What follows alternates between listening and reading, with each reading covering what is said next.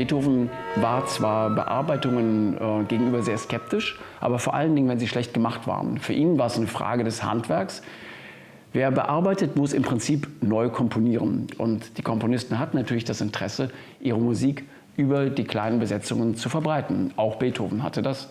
Und dazu kommt aber eben noch, dass die Bearbeitungen selber auch ein ganz anderes Licht auf das Hören, auf das Erleben der Musik werfen. In diesen Bearbeitungen entstehen ganz besondere Effekte, die die Musik viel direkter erlebbar machen.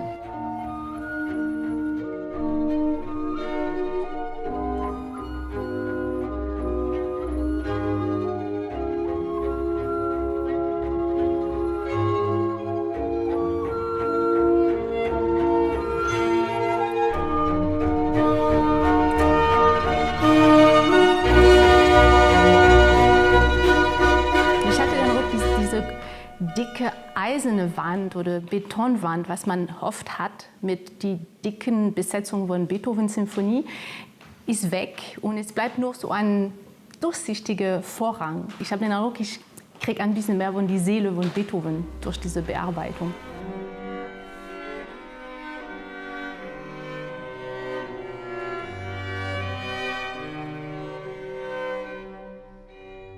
Auf diese sich wiederholenden Töne direkt reagieren können, in genau der Aussprache, wie der erste Geiger das vorgelegt hat, zum Beispiel, wird das, man kann schon fast nicht mehr sagen Dialog, sondern Gruppengespräch, also wie das im Orchester niemals möglich ist.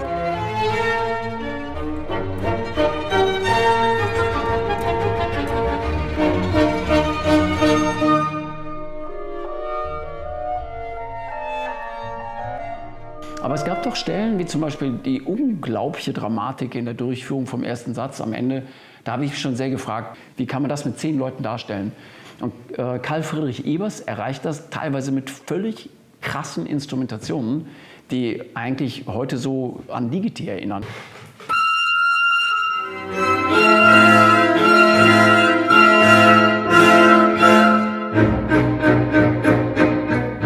Neutraler und in der Kammermusikfassung haben wir natürlich ganz individuelle Stimmen. Also das Eröffnungsthema wird eben nicht von 8 Celli gespielt, sondern nur von einem Cello.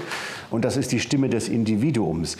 Und das passt ja eigentlich auch zur Suche von Beethoven, der ja immer auch gesucht hat, wo ist das Individuum?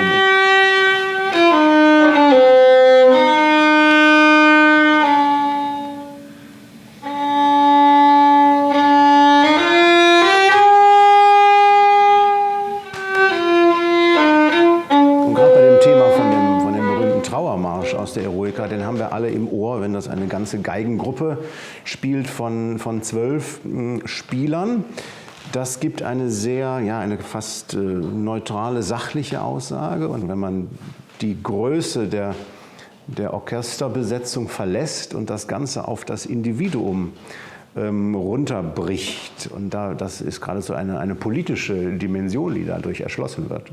Eroica ohne Oboe, eigentlich völlig unvorstellbar. Es gibt so viele Stellen, die Oboen-Soli sind. Und speziell der Eingang des Adagios am Ende des letzten Satzes, wie aus einer ganz anderen Welt kommende Klangfarbe.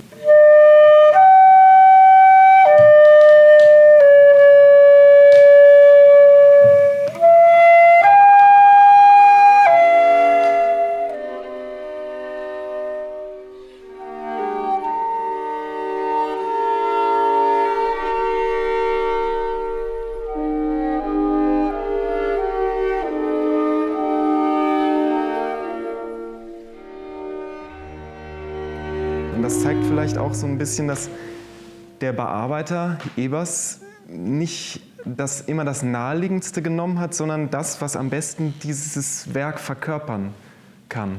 Verblüffender Effekt auch in den Konzerten. Eroica, das einzige Stück mit 3 Hörnern, ein Trio mit 3 Hörnern. Und wie funktioniert das? Plötzlich sind nur 2 Hörner auf der Bühne und spielen dieses Trio.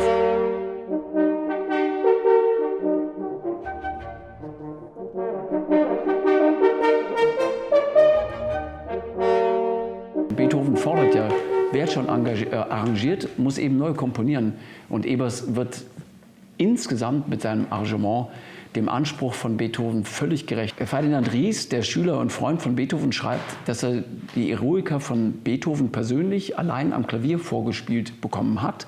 Und er war so beeindruckt von diesem Vortrag, dass er sich vorgestellt hat, bei einer Orchesteraufführung müssten Himmel und Erde erzittern.